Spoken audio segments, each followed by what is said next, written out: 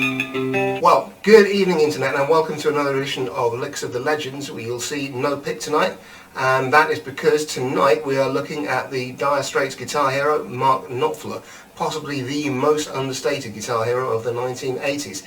As usual, you will find his potted history on the blog as well as the tab for all these licks. You can find that on Patreon, Ko-Fi, Subscribestar. So if you're enjoying what I do on the channel and you want to support me, then you can subscribe there. There's loads of extra free content and access to Discord and all that sort of good stuff. Meanwhile, on with the playing. So the first thing that we're going to look at is the Knopfler Scale, which is more of a scale fingering than an actual scale. And this is based around the minor pentatonic. So here is the minor pentatonic itself. I've put this in D, as this is D minor is one of Mark's favourite keys, it would seem. So there is our basic minor pentatonic scale fingering.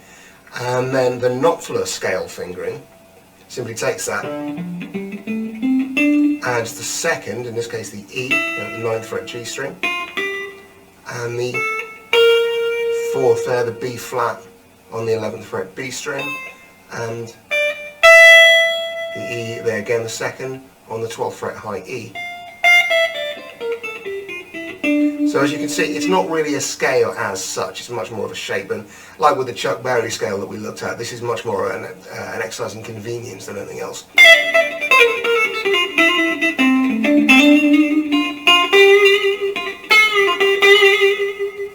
And he's looking at this less as a different scale in itself, but more as simply additional colour tones to give more nuance to the minor pentatonic itself. Let's take a look at a lick from Tunnel of Love, which uses the scale.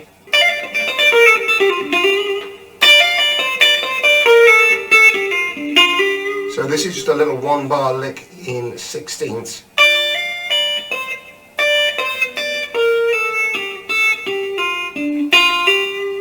So we've got our first beat, 1 E, and all straight pentatonic stuff, and then there's our 4th creeping in there, the 11th fret B string, that's the B flat note, and then we're going to pull off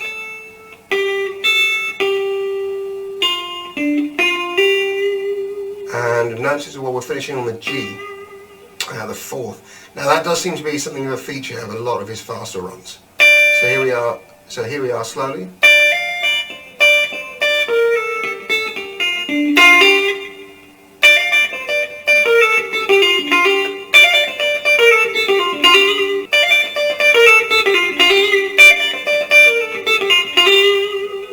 And we can always give that some really stinging vibrato on the end. That's another characteristic of Mark's playing. So another aspect of his playing is arpeggios. And so what I've got here, to the surprise of absolutely no one, is of course the classic ending part, the iconic outro to Sultans of Swing. Let me give you some of the theory behind this. We're dealing with 2-string arpeggio shapes on the B and E strings. An arpeggio is root 3rd 5th for a major, root flat 3rd 5th for a minor. And so, to show you the core shapes that he's playing, here is the D minor. I've done this first because it's the one he tends to use most. Here we are in root position, so that is root 3rd 5th, D, F, A. Here we are in first inversion, F, A, D, flat 3rd 5th, root, and then here we are back down to second inversion, A, D, F, 5th, root, flat 3rd. For the major, root, 3rd, 5th, D, F sharp, A, and then F sharp, A, D, 3rd, 5th, root, and for second inversion we'll be playing down here, A, D, F sharp, 5th, root, 3rd. So what he's doing here is doing a second inversion D minor, A, D, F, root position B flat, and a root position C.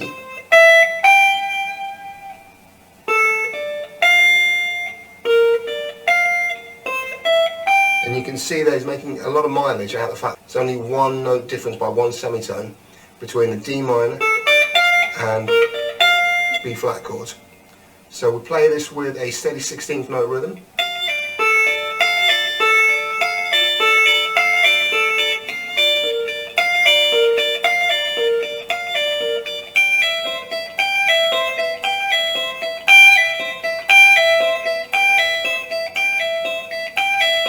You hear that's tracking the chord sequence of D minor to B flat to C.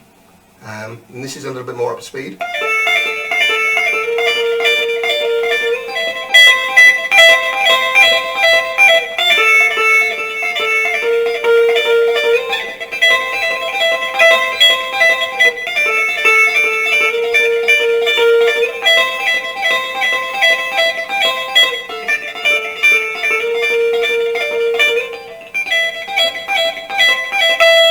And it's the kind of idea that you can make work over pretty much any chord sequence. Incidentally, if you're looking for two for the price of one, Zakk Wylde does a very similar thing on the end of No More Tears solo, but he's using root position D minor, and then we've got B flat, first inversion C as well. So go check that out in the Zakk Wylde style guide. Okay, moving on to double stops. This is a trick again that Mark Knopfler really makes his own. There's some great examples of this, as well as a lot of other stuff on Brothers in Arms. So again, a little bit of nuts and bolts here. Now we've moved down to G sharp minor for this one. So here is G sharp minor pentatonic, or G sharp Knopfler. And the tricks we're using here are the... So this is a harmony bend using the F sharp note on the 7th fret B, bending the C sharp note up to a D sharp, creating the distance of a flat third between the two notes if you're looking at it from the point of view of the F sharp. Bringing it down to create a fifth harmony, so there's fifth between the F sharp and the C sharp. Then we're going to an F sharp and a B, so that's a fourth harmony, and then back to a fifth between the E and the B. And it really is an incredibly moving sound. So here we are, I'll put it in context with the lick.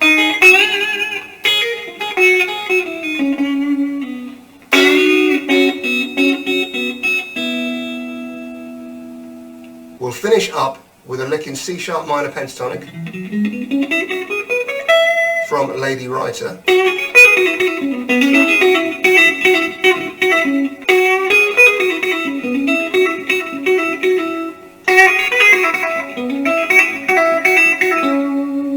Let's break that down a little bit. So C sharp minor pentatonic, and we're starting with the three magic notes. That's the 11th fret G, 9th fret B, 12th fret B. Adding a bend, adding in the 9th fret on the high E, adding in a pull off, and then extending that concept out down the scale.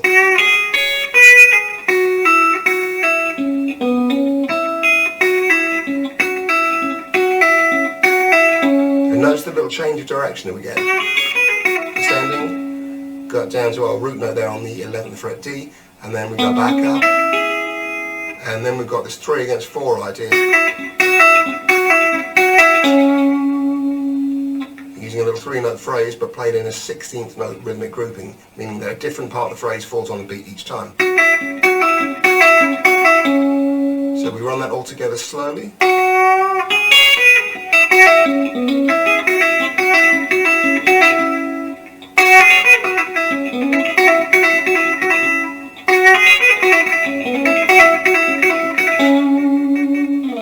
So there we go. Oh, one last thing that I will say, he's a very big fan, at least in some songs, of using the violin technique, which is simply where you'll hit a note with the volume off and roll it in for a softer attack. Now he does this a lot on Brothers in Arms, which obviously famously played on a Les Paul. Because of the geometry of the controls on the Les Paul, I find that practically impossible to do. But he has a volume pedal, I don't. Poor me. But on a Strat it is pretty easy to achieve. If you see volume pot off, pick the note, roll it in.